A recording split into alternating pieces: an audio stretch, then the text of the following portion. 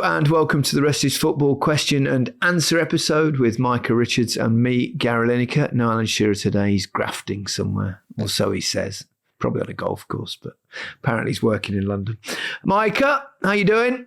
Have you got over your weekend? Because you were a little bit, well, you had an amazing weekend in many ways. Obviously, we saw you at the festival, but you were also a bit downbeat because of your fantasy team. Yeah, I was down. But we'll do that in the second half. Shall we answer some questions? Yes, we shall. Let's do it. Right, I'm going to start with one from Bo Predictor. Amorim has 28 points from 29 games, yet United fans have been patient and understanding. If he reaches 38 games with relegation points haul, will patience run out? Well, 100%. It's so hard talking about United in terms of, because it's also negative, isn't it? Yes, it's always so negative. But what we try to do, and I know you're not a pundit, you're a presenter, but on this you give your opinion. Yeah. And I'd like to think that your opinion is very measured and fair. I'm not a presenter anymore either. You are. Not a football presenter. Well, you're still a presenter, though, aren't you? I'm in my new reality show, The Box, which will be coming out sometime next year. I can't wait for it. It'll be fun. But anyway, I like to believe that we're fair. And unfortunately, I said I wasn't judging Amorim until this season. He's got a pre-season under his belt. He's got the players he wants in, and then we'll look at the end of the season. Of course, I don't think he's helped himself at times when constantly talking to the media. Things that should be kept in the dressing room is sort of leaked out into the media, which I don't think helps.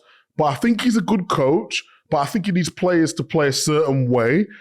I saw improvements in the first game, certainly against Arsenal. And then Fulham, there was good for a spell in the game. But they've first just 10, 15 minutes. They've not got no consistency, have they? And that is the key. So if it gets to the end of the season, and it's the same old Man United, then of course he's going to be under pressure. A friend of mine who I went to the Fulham game, JD, is a big Manchester United fan, been season ticket holder forever. And he came with me and he said, and this is a little bit, I think, how Man United fans are at the moment. They sort of just, I don't think there's much hope or aspiration. And he sent me a text saying, something along the lines of, after that superb point at Fulham, we're now only 5 points off the top of the table. I thought, so there does seem an aura of almost defeatism around Manchester United at present, and that needs to change. But as we all know, it's generally the coach that suffers. I also saw a thing that said, well, everyone's saying, well, he needs to sort his own way out. He's come into this team and he needs time, and yeah, absolutely agree with that. But someone said, compare that to Thomas Frank. He's needed 3 games. He brilliant performance against PSG, and then 6 points out of 2 in the first 2 matches. I think even though they finished in a similar league position last season, I would say he inherited a much better squad, perhaps for the way he plays than the way that Amorim plays. Although I would also say in Thomas Frank's favour that Thomas has more than one way of playing, and Amorim needs to show that he doesn't have just one way of playing. Exactly that. Adaptable. Yeah. He's played a 5 at the back. He's played a 4. He's played with a 3. So, yeah, I think Amorim has stuck to his principles, which I think has hindered the team a little bit.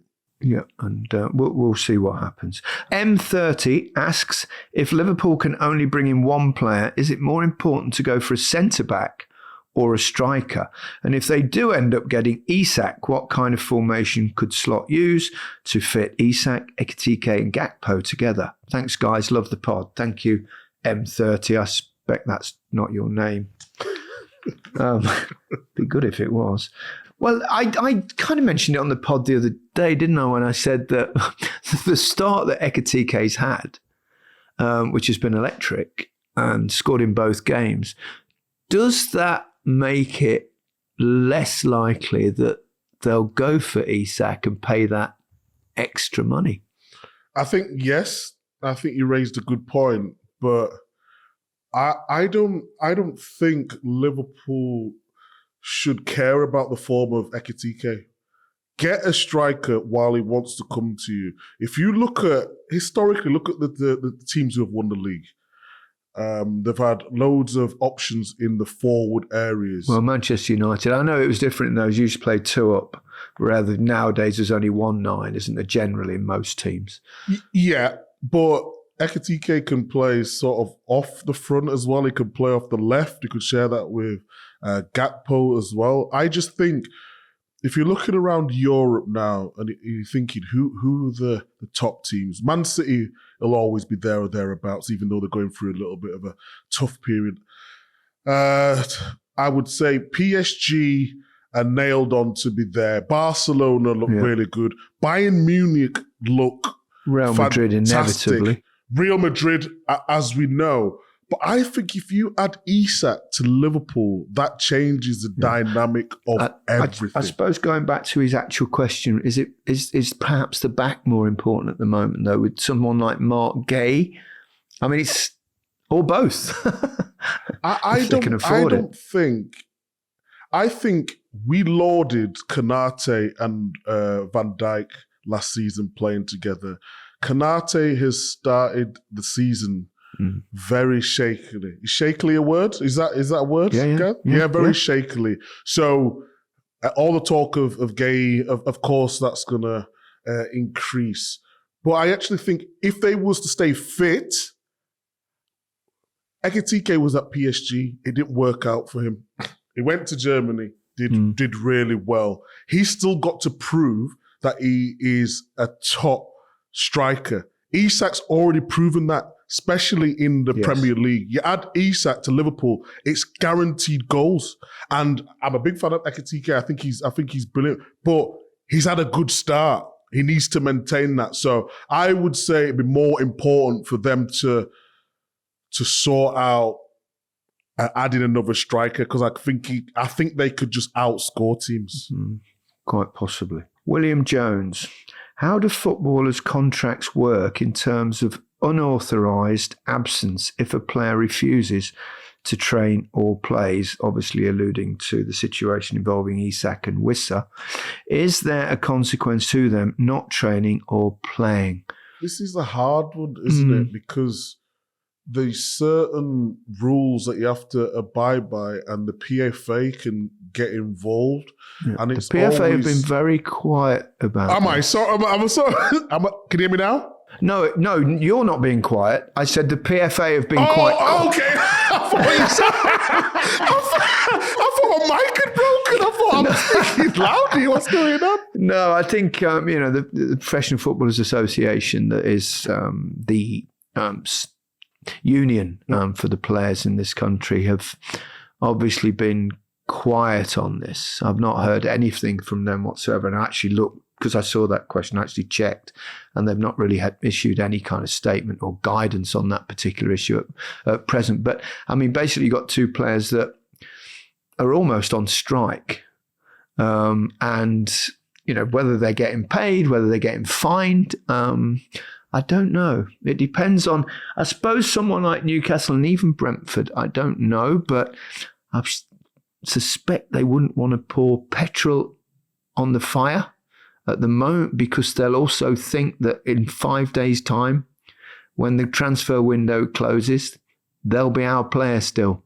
And then I would assume that they have to come back and play for them, or maybe not. But either way, I don't think the clubs would do that at present. But I suspect if a player doesn't turn up for training and refuses to play, then they'd be well within their rights, I would think. That must be some kind of breakage of the contract, and they could be fined. It's not as easy as that. I think you can fine them up to a certain amount, and then if you fine them over a certain amount, then it's the PFA can get involved, and then if the player says they're struggling mentally, or the whole thing's become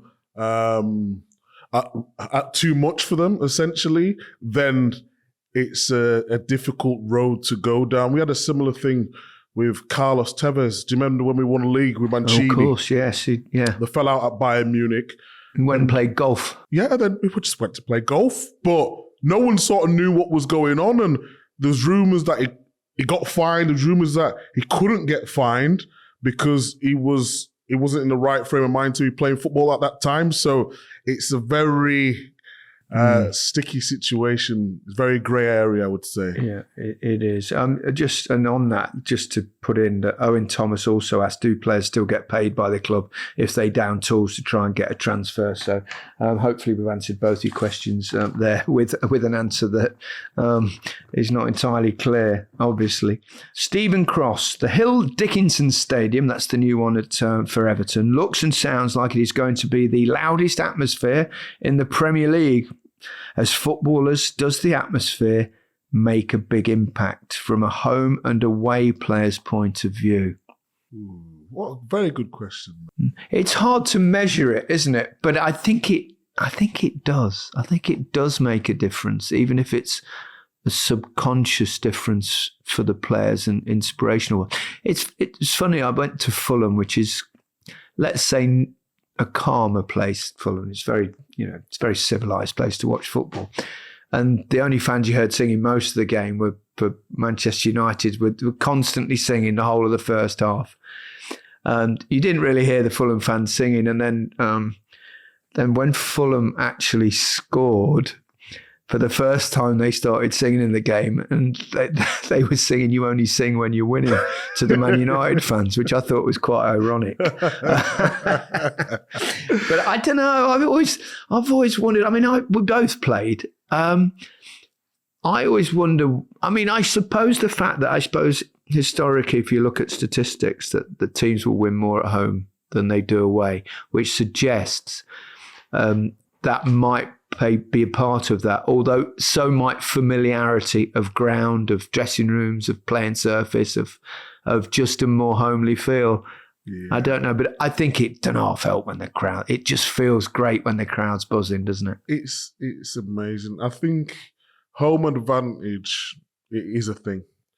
When I was playing, I used to go to Main Road before the Etihad, and it was just sensational. It was right near the pitch.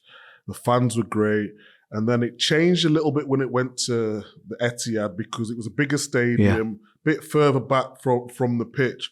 But when you're running down that wing, and because I take throw-ins and everything, and when the crowd are jeering you up, it gives you some sort of power that you can't describe in terms of you could be... Did it make you throw it further? It made me throw it quicker, mate, when I was getting abused. But when things are going well and the crowd behind you, you could be tired, but it lifts you up. Or if you make a good pass or a good tackle, like I always used to judge my performance. If I make a good tackle in the first 5 minutes at home, the crowd are right behind me. And when I was at the Etihad, at times I just felt unstoppable.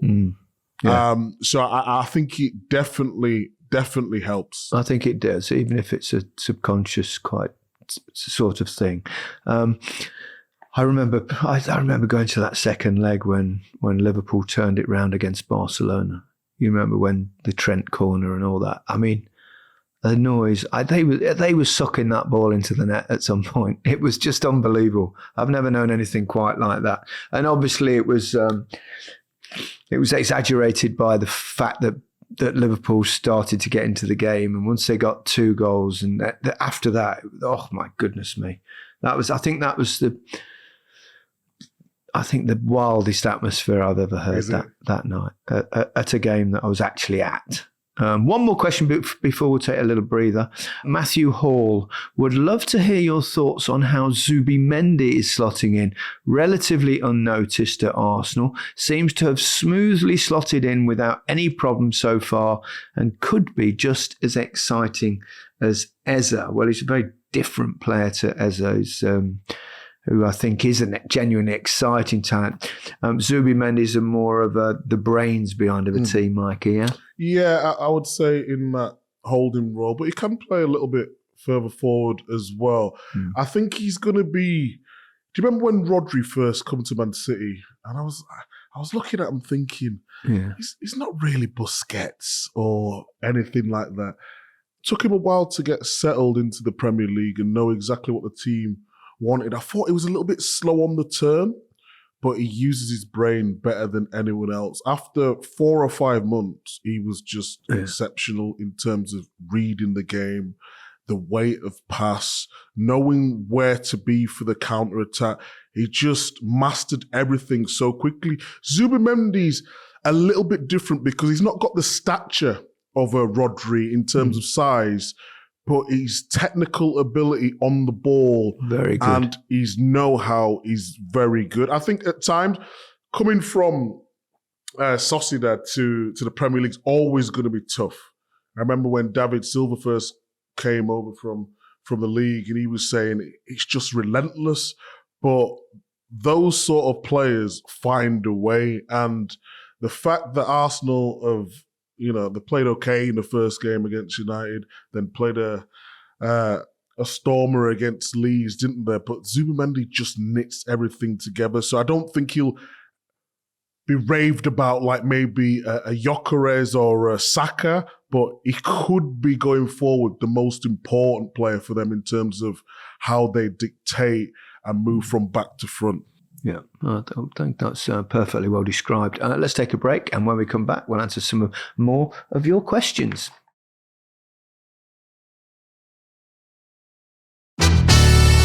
Welcome back to the Rest is Football question and answer episode with Micah and me, Gary. Thanks once again for your questions. We've got one on fantasy football.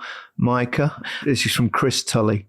How is the Triff fantasy team getting on? What's your rank and which players are you looking to bring in? Well, let me give you the details and then I'll leave it to the experts. I might even drag Harry in here because you two are kind of grinding this out between you. So we're not doing too bad. Now, it sounds bad when I first read this out.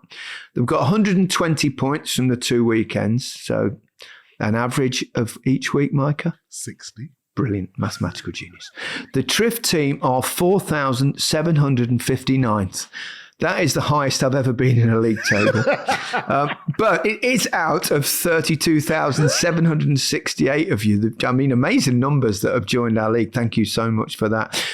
Top of the league, I should mention, giving him a mention, Andrew Morris with 177 points, and he's 550th in the world. And as we know, there are millions and millions and millions of players. So great start for you, Andrew. I'm convinced there's time travel going on. Sometimes you look at the teams, Gaz, and somebody's triple captained. Like, I seen someone captain Timber the other day. And I know me and H can make some maybe outlandish decisions at times in terms of what we want to do. But who triple captains Timber? He gets, 2 goals a set? Oh, really? Someone did that? Something fishy is going on. I'm telling you, this is not a conspiracy theory. But you do know who it was, don't you? Who was it? It was Jurriën Timber. It must have been, surely. Oh, dear. That's amazing that they did that. Yeah, there is those sort of things. So we're doing all right. The other part of the question is who are you looking to bring in? Harry, come here, because we've got a couple of injuries, haven't we? But we've built up transfers. Micah, we've got 2 free transfers. Yeah, Palmer and Aït-Nouri are the 2 that we haven't had anything from the managers yet. So we don't know they're out. We don't know. So we've basically got to see who we might bring in, and then on Friday pull the trigger. Who are you looking at, Micah, and thinking they're looking good and we could bring in? Because those 2 they cost a lot of money, so we can bring in whoever we want, basically. You know what? The Triff team needs to do the exact opposite of what I'm doing, because Can you talk us through your wildcard? I'll tell you what, Micah, leave it to me and Haz. Because I'm trying to get a set team. And then I pay my bench boost on the first week because you never really pay your bench boost throughout the week unless you've done your wild card. So I thought it was the right time to do it. You don't know who's going to play, new players in the league, and I just wanted to see who was going to play. And it worked. It worked to a certain degree because Goodman's son on the Monday night got me 9 points. So it worked, and it was only 4 million quid. However, I took out João Pedro. No, you didn't. Deary me. And put in Chris Wood. Oh, that's a sickener. It was absolutely and Chris Wood sickening. Not many points. And João Pedro, muchas points. 15, I think it was. He got. 15 points. So yeah, I've had a little bit of a stinker, but I feel now my team is set. I've got one more transfer maybe to work. But as for the Triff team, things are looking all right. Yeah, we're okay, aren't we? So who do we bring in then? I've had a look, and if, let's say, Palmer and Aït-Nouri both are injured and they're out, I was having a look at taking -4 for a triple transfer of going Palmer for Cunha, Aït-Nouri for Goodmanson, playing 3-4-3 and taking out Mark Gui for Ekitike. I like Mark Gui? Yeah, the guy first. He's on loan from Chelsea. Oh, that one. Gui. Oh, you know how it's pronounced, is it? No. How's it pronounced, Micah? No, because I thought it was Gui. There's been videos saying it was Gui.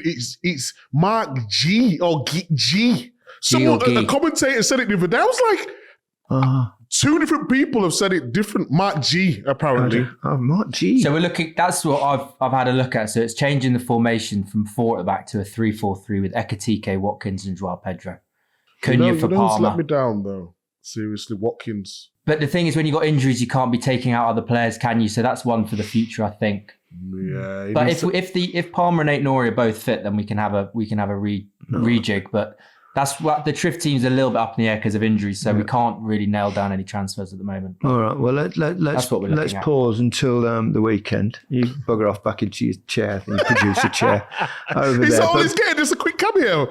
Well, no, it's his area of expertise, sort of. Before we move on to the next question, we are actually going to give a giveaway for the person at the top of the table, our fantasy football table, at the end of September. Around the international break. So the prize will be a signed Marcus Rashford shirt. Just to tell you, most of you are members, but you have to be a member of the Players Lounge to qualify for that prize. So if you're not already and you're taking part in our league, then why not join? It's free. Right, let's get back to the questions. Chris Coleman, not that Chris Coleman, surely. What's the future for football and refereeing with technology enhancing more and more? Cameras everywhere, AI playing its part. Is there a place for human refereeing in the future? Well, they're a bit robotic most of the time with some of their decisions, but... You know what? We went to the Premier League, didn't we, up in Liverpool when we was doing our team. Yeah. And the technology, especially on the offsides, was outstanding in terms of the cameras. And we're stopping arguing about offside in much the way we've stopped arguing about balls across the line. We're trusting the technology. Correct. We don't know that it's 100% accurate, but by the time you see it, you sort of trust it. You go with it. It's not like... It looks good. From what they were showing me in the Premier League briefing, I've not got a skin in the game. I don't need to praise anyone, but in terms of what it was amazing. And I had my doubts. The guy was being a bit funny as well. I said, oh, here we go. He's showing me this. And he go, well, your career wasn't perfect, was it? I was like, steady on, calm down. But the technology was really He's good. right, though. I know, yeah, he's right. No one's was. As for referees, I'm sick to death of let the referee just ref the game. If he makes a mistake, he makes a mistake. Yeah, We're actively looking for things now, which is killing the game. Yeah, I think I go back to I've harped on about this so often, but an appeal system where you get one appeal a half and the team that makes the appeal has to stipulate exactly why they're making that appeal.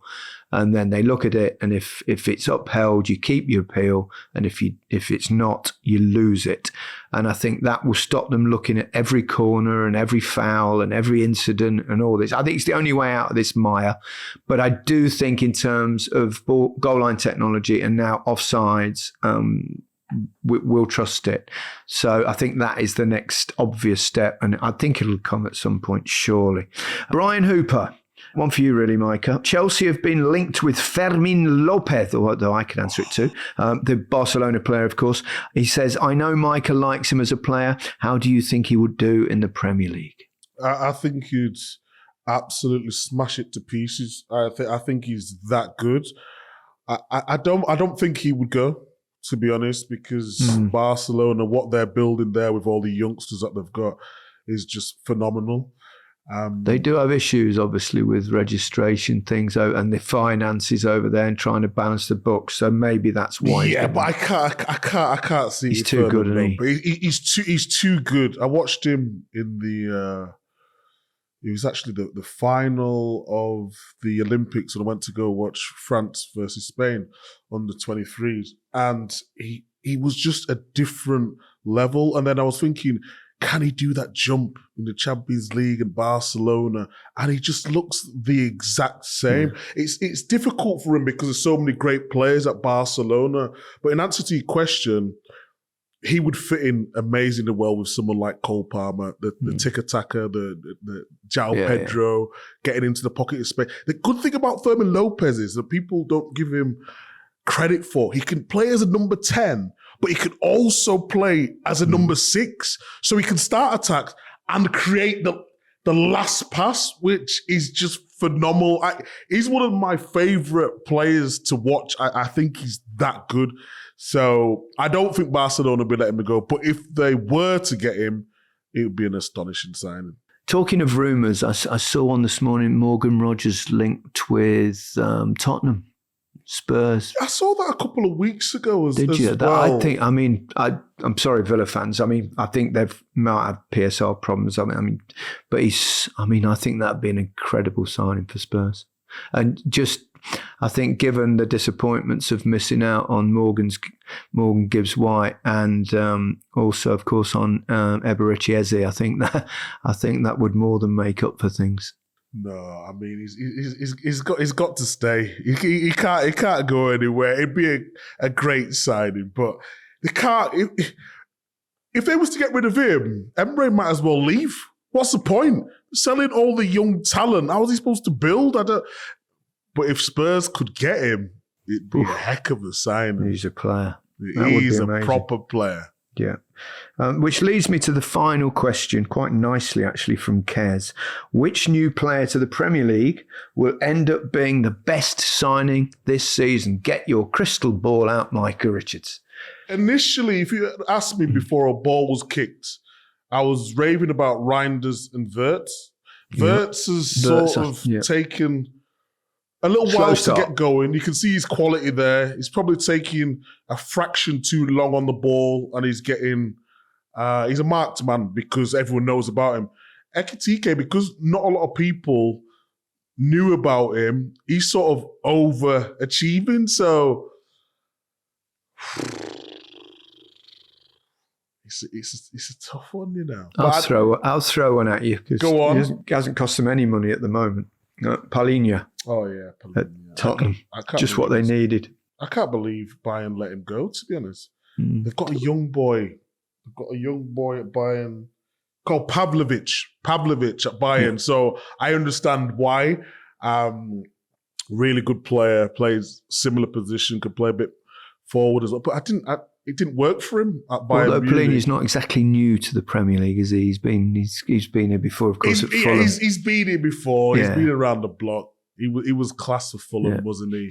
I've really liked the look of Ekitike so far. I mean, I know we saw him score a few goals in Germany, and obviously it's with all due respect, it's easier scoring goals in Germany. We've seen lots of players come over. People like Timo Werner have not quite scored as many goals here as they did it in the homeland. But And obviously, Kane scoring a goal a game there, and his average wasn't quite that prolific, even though it was incredibly prolific at Spurs. But the start he's had and the confidence that will instill. Be interested to see if Gyökeres trains on after scoring 2 goals against Leeds. Obviously, that was hugely important for him, and he will get chances with the quality of players that Arsenal have got. So that would be one. I'll always look at strikers. What about Grealish? Grealish to a sit.